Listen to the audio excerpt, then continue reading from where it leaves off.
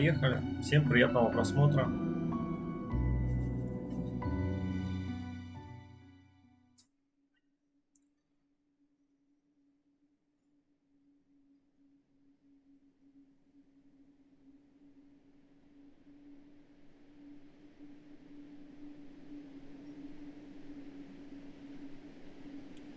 Всю ночь ветер скребся в окно когтями. Он бродил по полям и завывал голодным зверем. Бесконечная песнь вилась, словно веревка, сплетенная из самых разных, тонких, вкрадчивых, несмешливых голосов. Казалось, они кричат и смеются, и спорят о чем-то. Кто-то носился по снегу, отбрасывая длинные тени. Они то подходили к кровати, то отступали. Дом жил своей жизнью, скрипучей жизнью старых зданий, которые помнят столько всего и будто пытаются рассказать. Одинокий дом глядел на лес, а чащоба смотрела в ответ своими глазищами дуплами и шуршала, шумела, кивала. Можно выйти и постоять у кромки леса, просто чтобы убедиться, там за кривыми деревьями никого нет. Смутные, мотающиеся по ветру силуэта не причинят вреда. Это же игра света и тени. Просто такая игра. Я понимаю, что это лишь мое воображение. Мне ведь уже 12. Но все же. Эпизод 1. Прилети, сова.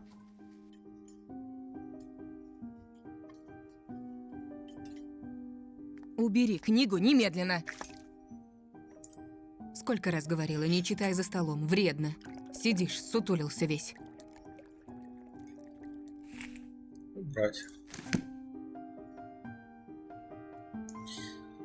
Я послушно отложил книгу о похождениях Конана Варвара.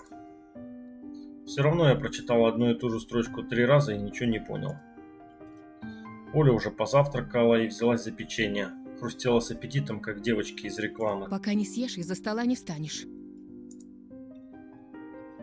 А я все буравил взглядом манку, словно надеясь, что она рассосется сама по себе. Смутная тревога распирала. Все из-за бессонной ночи, черного леса, огибающего двор и угрюмого ветра. Чем дальше я тянул, тем холоднее становилась комковатая белая масса. Будто медуза из подводной Одиссеи Кусто.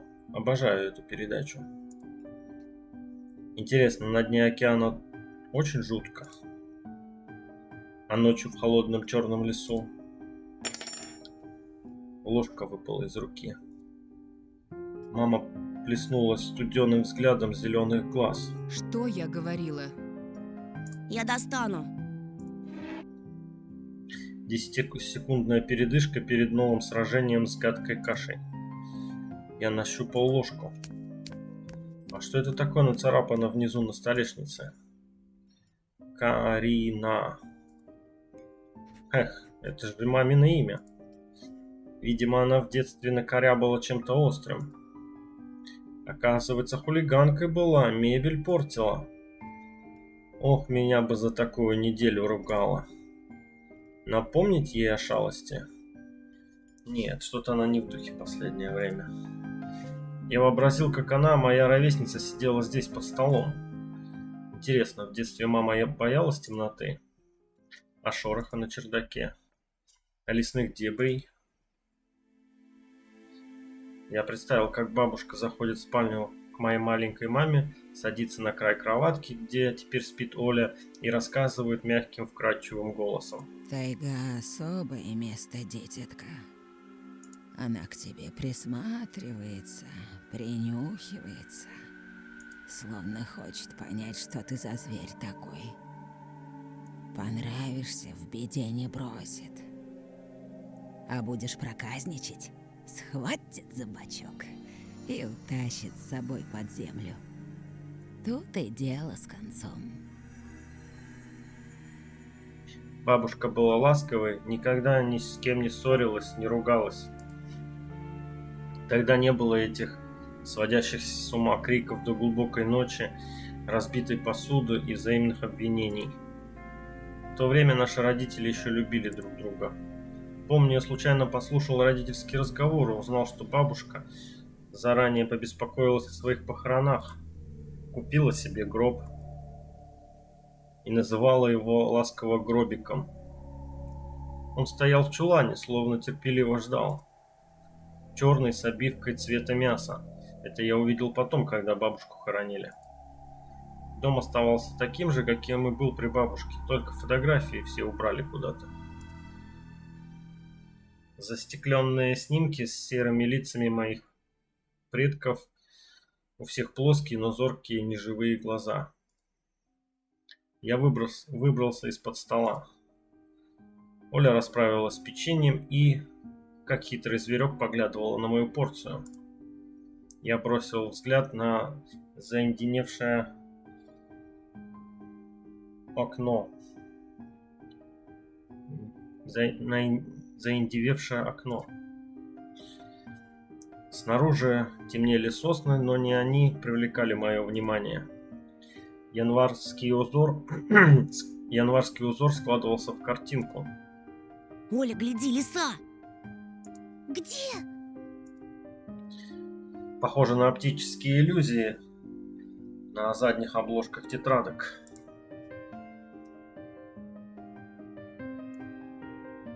Так.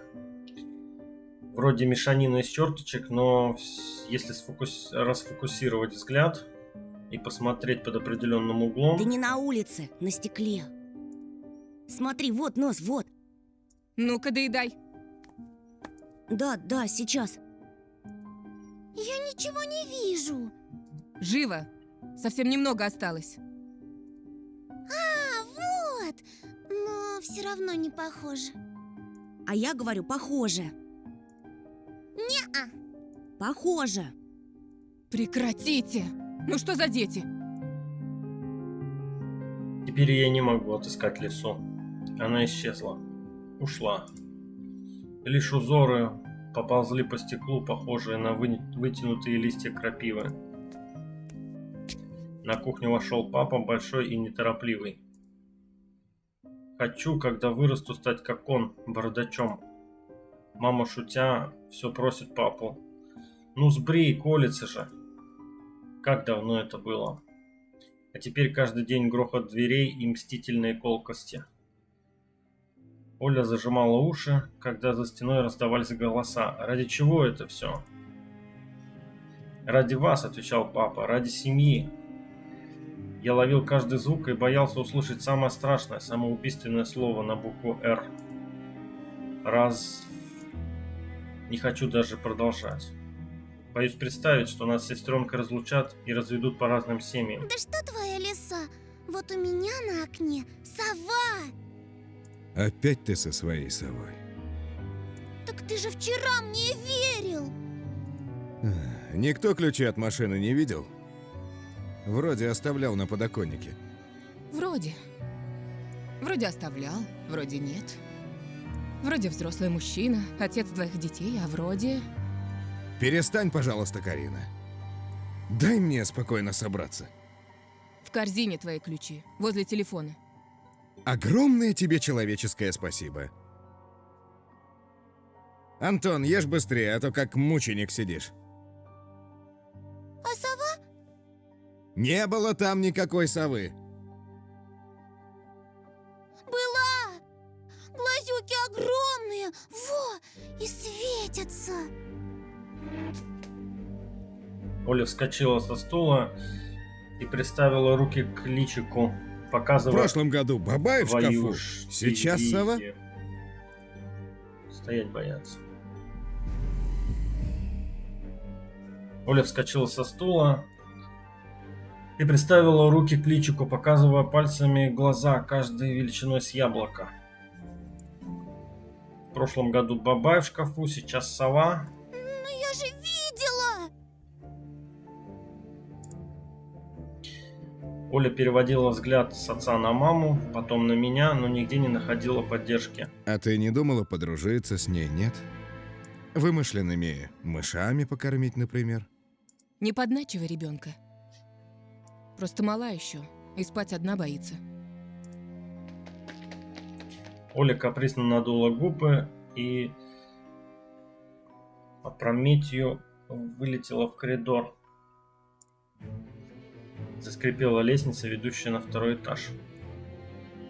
Мама строго посмотрела на отца. Насупилась как. Ох, этот взгляд, как же неуютно под его прицелом. Папа лишь фыркнул и ушел, звеня связкой найденных ключей. Спустя минуту на весь дом раздалась мелодия из «Русалочки». Это была затертая до дыр кассетная пленка, которую папа уже склеивал однажды. С вещами все просто, их можно починить.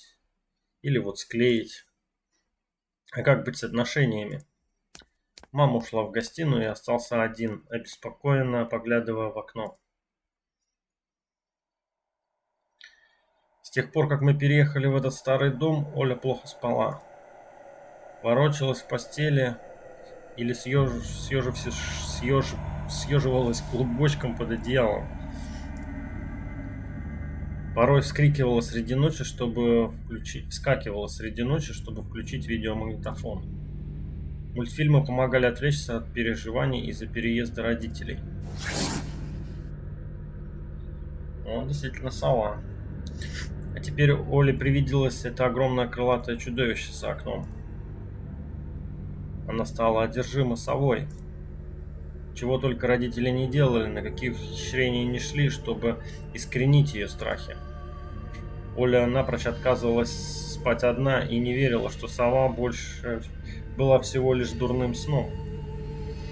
После сегодняшней ночи я не знал, что думать, как теперь относиться к словам сестры. Могут ли кошмары быть заразными? Прошлой ночью я лежал без сна и думал о том, что ждет меня в новой школе. До занятия оставалось несколько дней. Воображение рисовало длинные извилистые коридоры. Они приводили к классу, заполненными детьми. Но ученики за партами были темными силуэтами, словно вырезанными по трафарету контуром. Посреди их черных лиц зияли круглые дыры, а в дырах моргали глаза, будто бы совсем другие существа смотрели на меня из-за плоских черных фигур. И сколько жестокости было в этих взглядах, сколько ледяной насмешки, что я дрожал с головы до ног. Выживу ли я здесь? Не забьют ли меня до смерти толпой быстрые топчущие ноги, вымазанные кровью ботинки?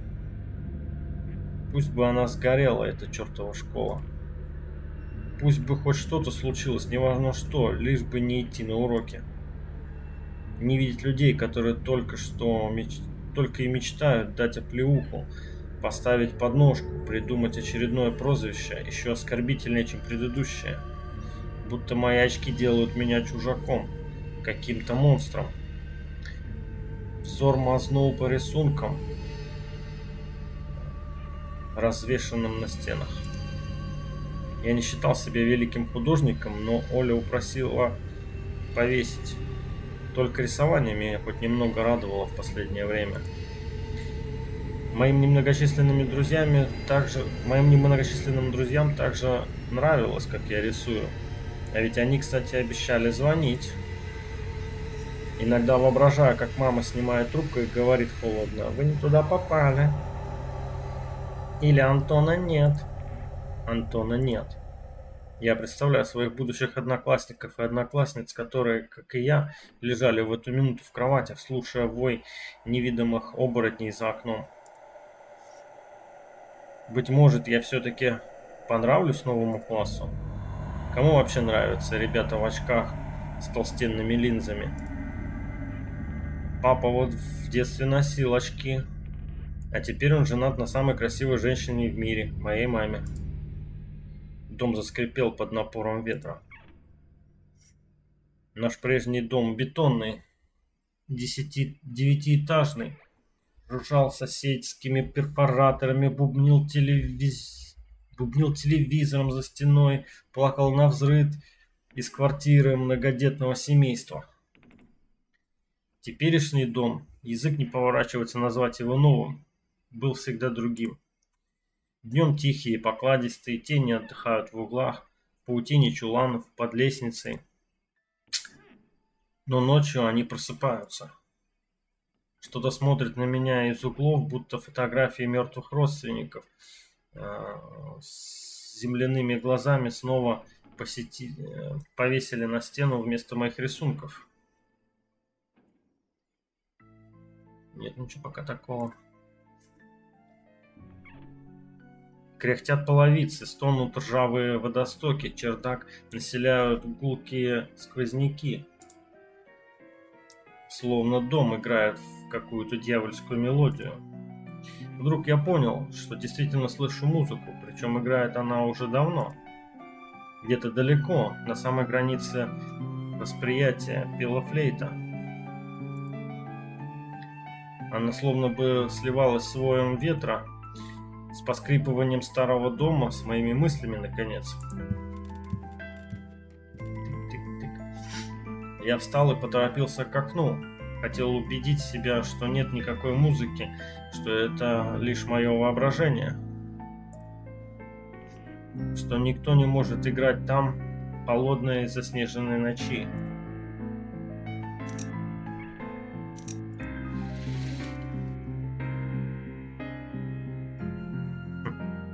Там в поле кто-то танцевал. Черные фигуры, едва различимые на фоне темного леса.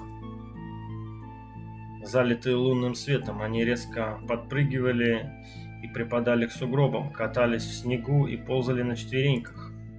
Мне вспомнилась история о волках, играющих под луной, но это были не волки. Они вставали на ноги, водили хоровод, вздымая вихри снега, растворялись во мраке и появлялись вновь. Творилось что-то странное. Пляска теней в беззвездной тьме распаляла воображение и одновременно нагоняла тревогу. Вдруг музыка стихла. Танцующие застыли, и я готов был поклясться, уставились на меня.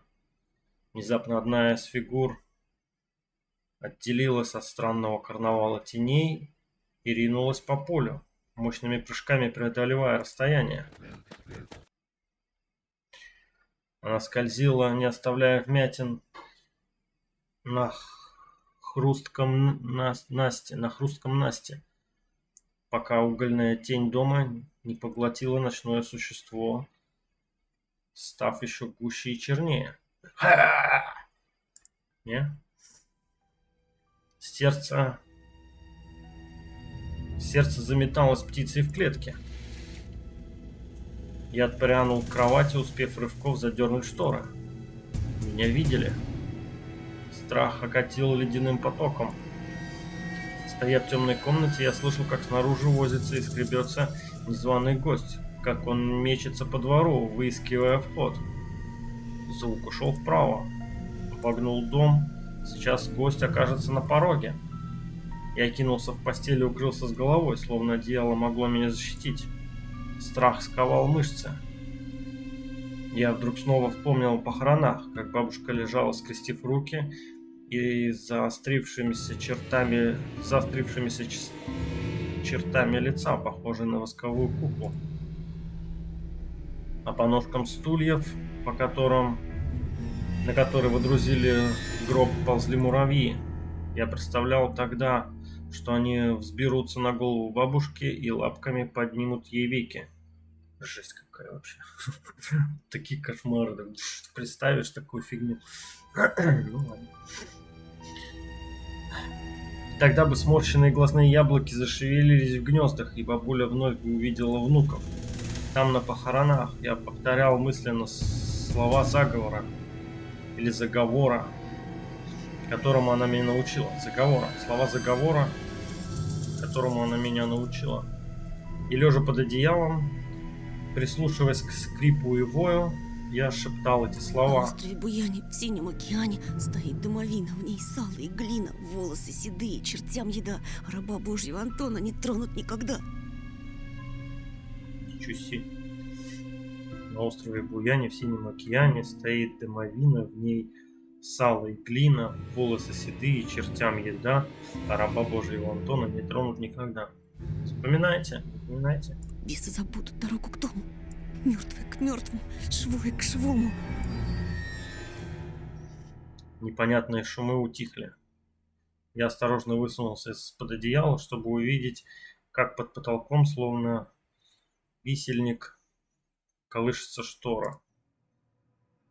И тут ночь ошпарила меня новой порцией кипящего ужаса. Звук резанул по ушам. Что-то царапало входную дверь, быстро-быстро скоблило когтями, плотно требуя впустить его. Дверь заперта. Папа стал осторожным, вкрутил надежный замок. Помню, как он долго и напряженно вглядывался в лес, словно выискивал в нем кого-то. Мертвое к мертвому, живое к живому. Я поджал колени, уткнулся в них подбородком и засверлил взглядом межкомнатную дверь, такую хлипкую и слабую, под мощью темноты. Дверная ручка робко повернулась. Затем дернулась раз, другой, будто у кого-то. Будто у того, кто пытался открыть дверь, не было рук.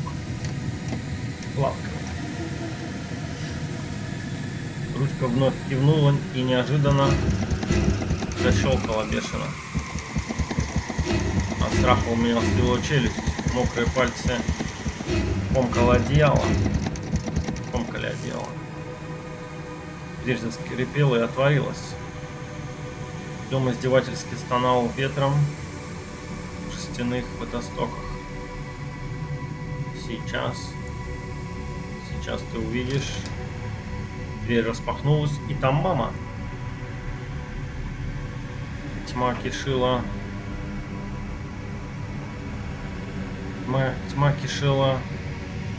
прожорливой пасти проема.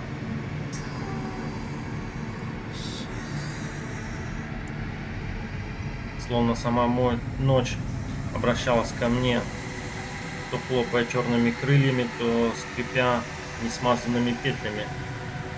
Мрак был паутиной, облепивший углы комнаты, и я дрожал в его коконе и ждал, когда из черного провала выступит тот, кто соткал паутину.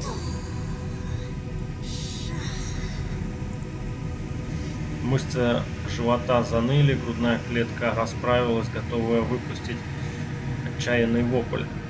Но прежде чем я закричал, темнота спросила: Ты спишь, Тоша? Сестра. Бедное лицо сестры выплыло из густой тени. Я готов был вскрикнуть от облегчения. Оля, я не сплю. Что случилось? Носик Оли сморщился, а нижняя губа оттопырилась. Верный признак, что с секунды на секунду сестра расплачется. Она опять прилетела и пялится на меня.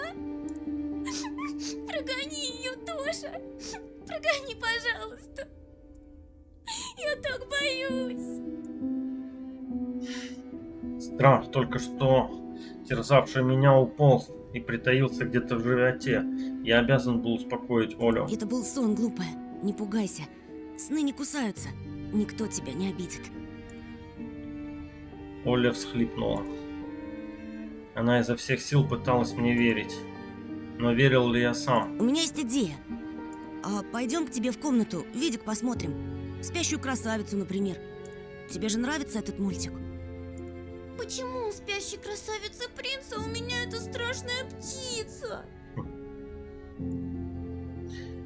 Вопрос застал врасплох. Ну да. Ладно, давай посмотрим Золушку. Мысли путались, расплывались. Что это было? Что высматривало меня, лихорадочно танцуя под луной? Так, к оконному стеклу прижималась тьма, и ее не обманешь старыми бабушкиными заговорами. Но проведешь... Чего? Не проведешь, предложив вместо себя ящик с салом и глиной с обрезанными седыми косами. Тоша, ты идешь? Иду. Да, сейчас.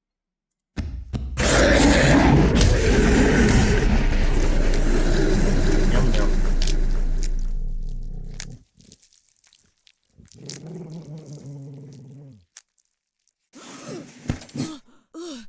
Когда он успел уже уснуть?